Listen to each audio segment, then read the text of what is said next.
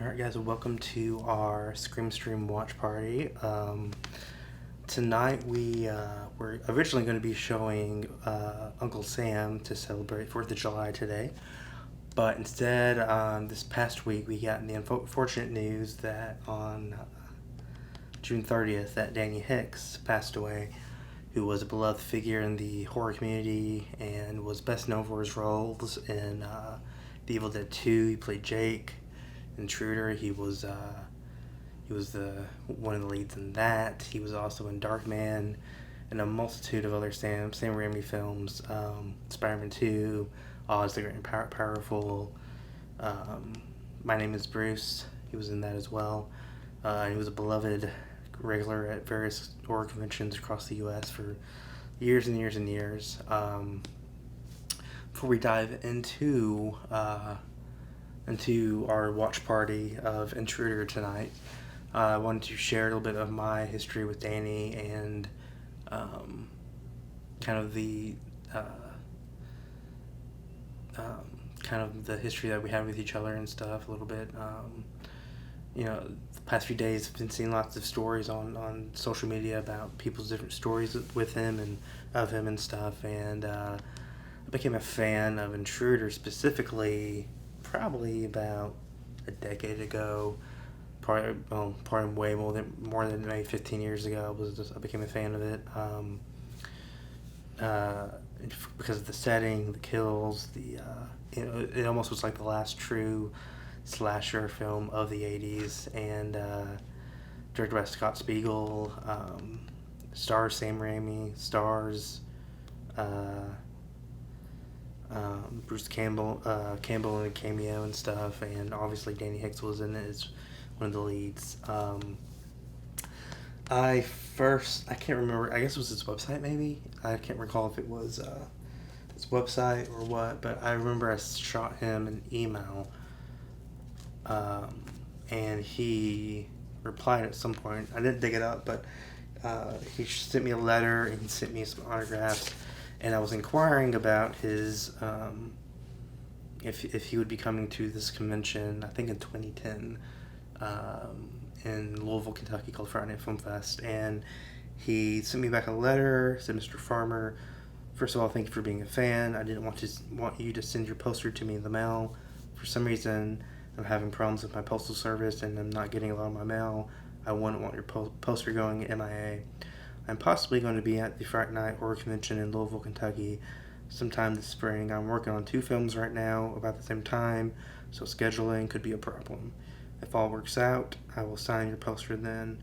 I don't know how far Louisville is to where I live, so check their website before you make the trip.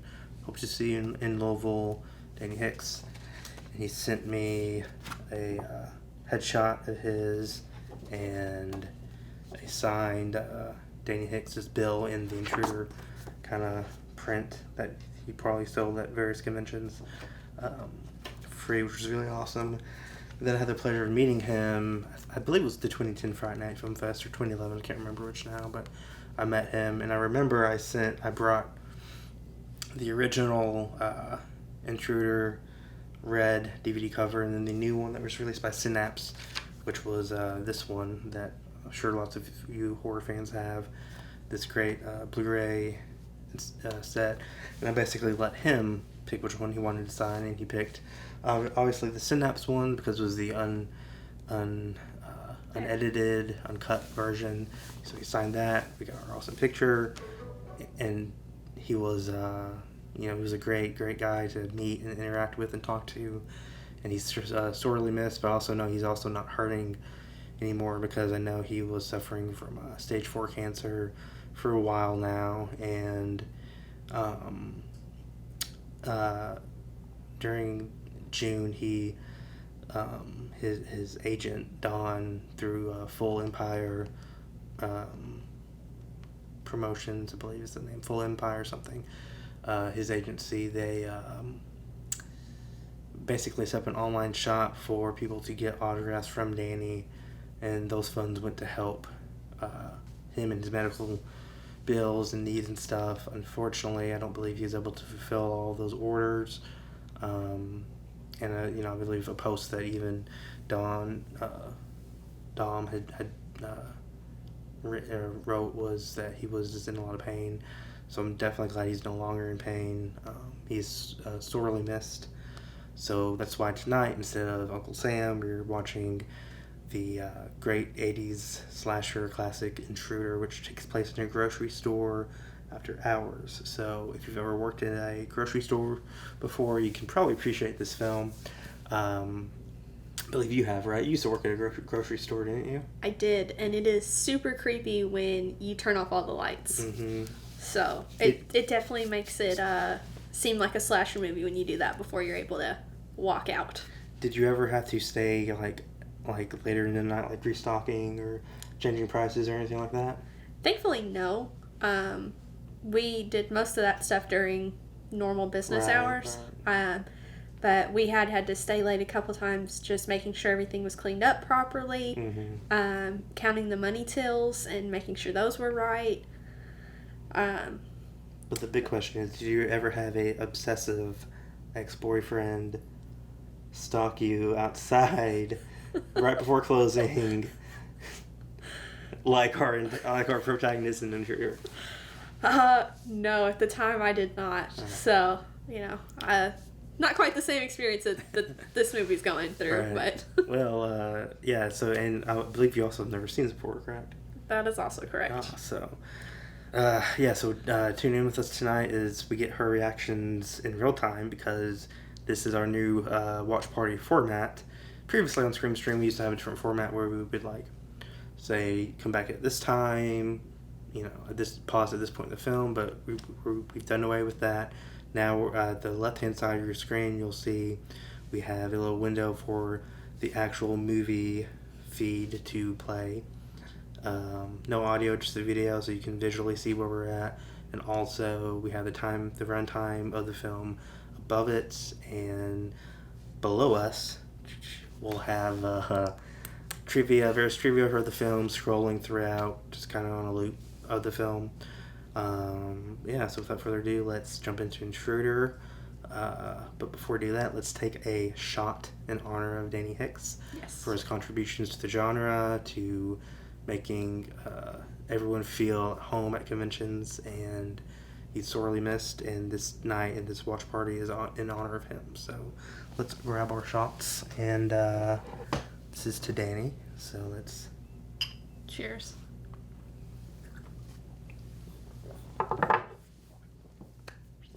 All right. Not a shots person. I'm really not either. But every now and then I can muster one down. So let's get rolling on this, and again, I'll do a countdown here, and then whenever I hit play, we will be rolling it on the left hand side of the screen as well. So make sure you queue up with us, and you have it queued up now, ready to hit play. And where's the other remote? Not sure. If that fell down the couch, what do you know? All right. Shocked. Okay. So let's wash my mouth with wine. All right. So let's start this bad boy in 5, 4, 3, 2, 1. Do-do-do. Play. Okay.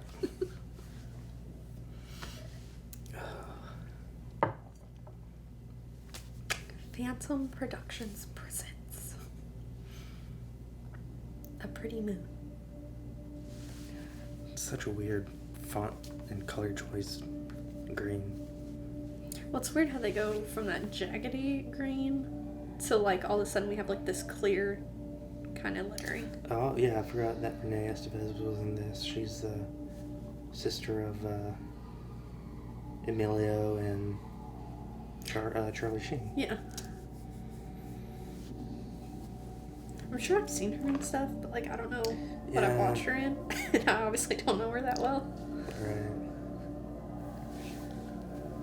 Yeah, definitely interested to see what your opinion is of some of these. Some of these kills are pretty gnarly. So, oh yeah, for Ted Raimi's also on this. I have M&M's. I have M&M's.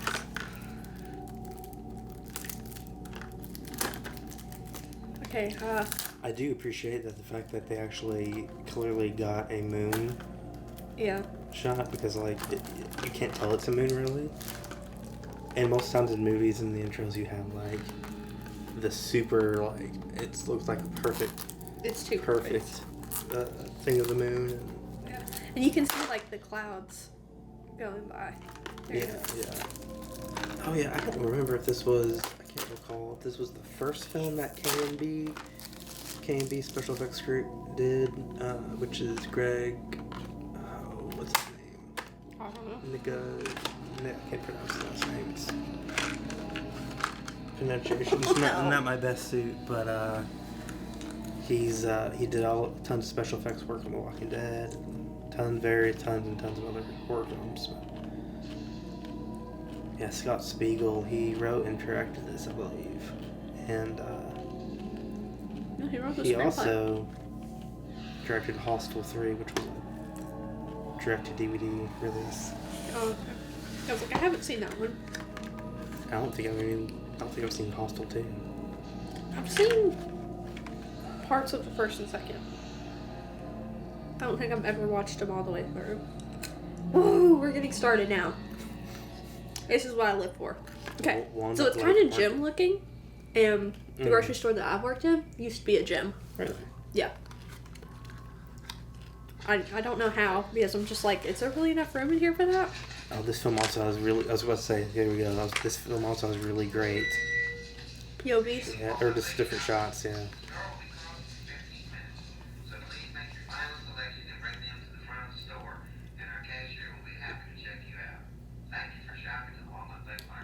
The fact that that store looks so nice and everything up front, it's unrealistic.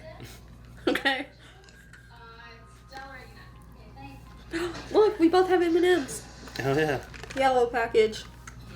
But also, this is like almost like a Greg's supermarket, you know? Yeah. It could be kind of. Am I interrupting something? No. Oh, Yeah, don't talk when customers are around.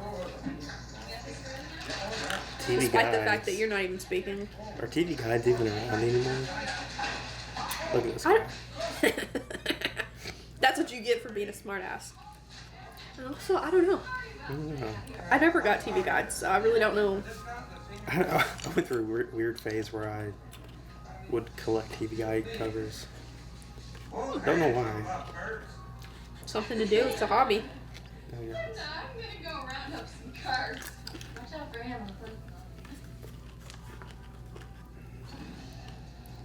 I don't like how similar their hair colors are. Would that be considered high-waisted pants? I guess. I don't know. I'm not, actually fashionably knowledgeable. However that word works.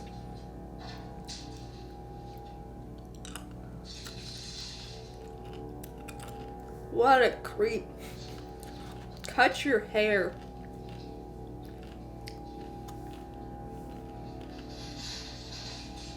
Okay, how many times is she gonna put those two baskets together?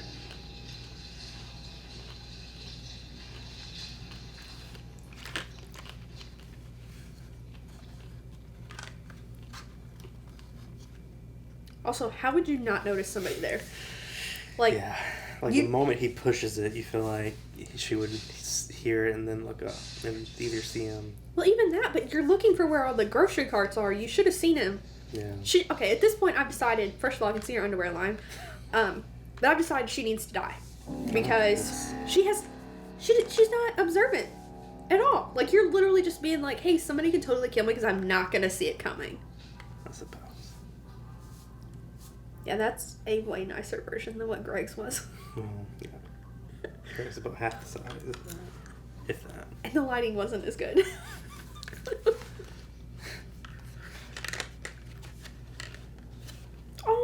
Lobster. Super throwback. Right. Not even Walmart has that anymore. Now she. It's taking her off for a long time to wipe off that little bit of blood. Well, she's got to make sure she doesn't mess up her makeup. Suppose. Which, at that point, it's just like, it doesn't matter. Those tires, look, they shouldn't be on that Jeep. Look at that. They're too small.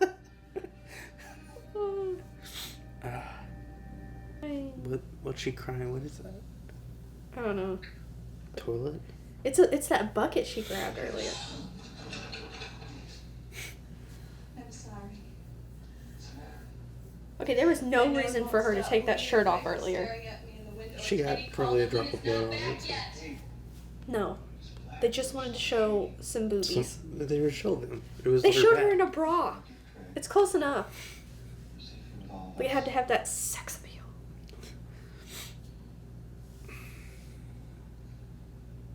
Well, I mean... What was that? It wasn't even like a peck on my nose. It was like a... Let me touch my lips to your nose. I don't know. I never heard of this brand of...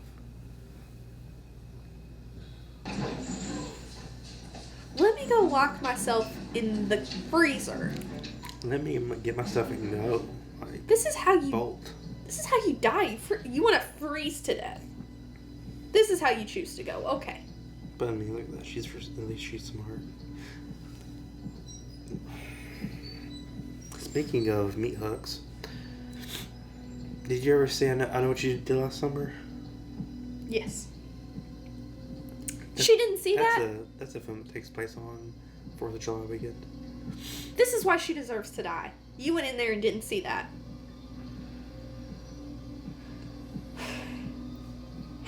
How is she the final girl? Only because she takes forever to meticulously clean a cash. So is there a second one? No, that's it. Oh, the bread man was Scott Spiegel, the director.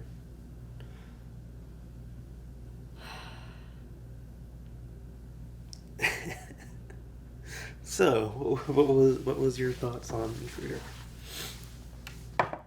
I feel like the premise was really good. I liked it. Yeah. And I pretty much bitched about everything else. So, I felt like I did that well. Also, that ending was pretty good. Like the very, very end. With her screaming. That part. Oh, that part. Yeah, That part. I've seen this many times before, but I've never been. I can see where some people would like the unconventional ending, but I've never been a fan of it. I've never been one that's just like, oh, at the last second they're now the accused. Yeah. I thought it was kind of not a cop out, but just kind of like, I don't know. That's never really gelled with me. But I loved, I love all aspects of this film, except for that one little minute thing. But I feel like they set it up so they could do a sequel because it's pretty open-ended. So it's like, you have it to looking like they're the murderers. And then if you did a sequel, you could either continue on that plot line or on a plot line where they've been like cleared of being the murderers and they found out what's going on and now they have to deal with the repercussions and stuff. Maybe the dude's still alive and, maybe he's about to get out on good behavior or served his time. Because we all know that the charges in law and stuff are kind of a joke. So he's probably like, I get to go murder people and I get like a slap on the wrist. Right. Yeah, this, I definitely feel like this film is, and, over the years, it's definitely gained a cult following for sure. People have grown to love this film because because it has some pretty gnarly kill scenes and methods of killing and stuff, and then just like we talked about, throughout the film, I've always been a big fan of the of the camera work, of the angles and the POV shots and the transitions, and I think that's why I always go back to it, and I'm always always go back to it every couple of years, and I'm able to not be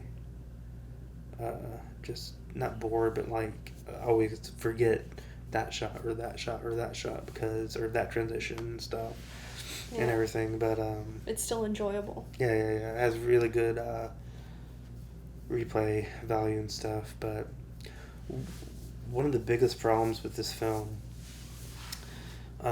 it's nothing to do with the film itself, it's with the trailer. If you go online anywhere and look at the trailer gives away who the killer is within the trailer, which is a problem, I think, because up until that point where you see Bill come back, you think he's dead. Yeah. And stuff. So, which I think helps and plays into plays into that part really well and stuff. Even though as soon as you see him walk on screen, you have a feeling, oh, wait a minute. Yeah, because you're supposed to think that the killer is Craig.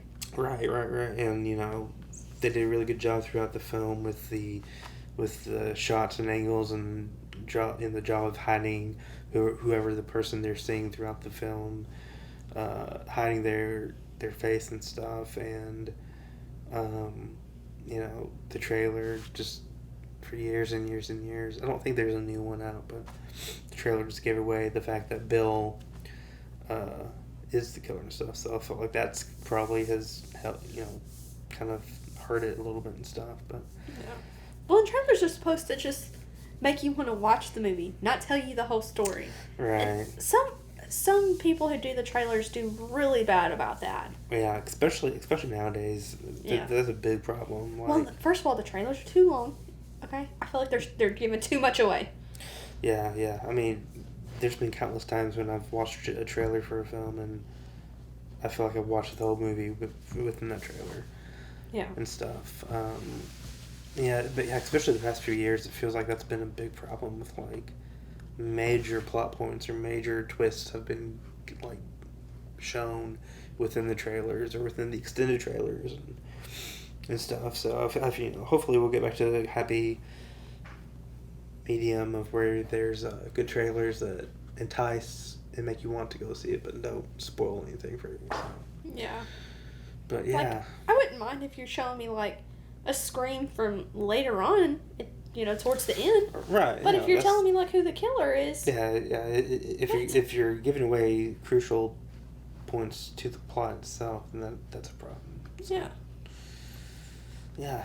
Well, thanks guys for tuning into this special first new format of our watch parties, and again, we are celebrating the life and legacy of Danny Hicks, who was Bill in this film, and Jake and the Eel did too and stuff, and so let us know what your favorite Danny Hicks role is, what your favorite, if you have a personal memory with him, share that with us in the comments and stuff, and we will see you guys next week when we embark on our trek into the woods in our first week of summer camp. So until then, I'm Patrick. I'm Brandy. And we'll catch you next week. Bye. Bye.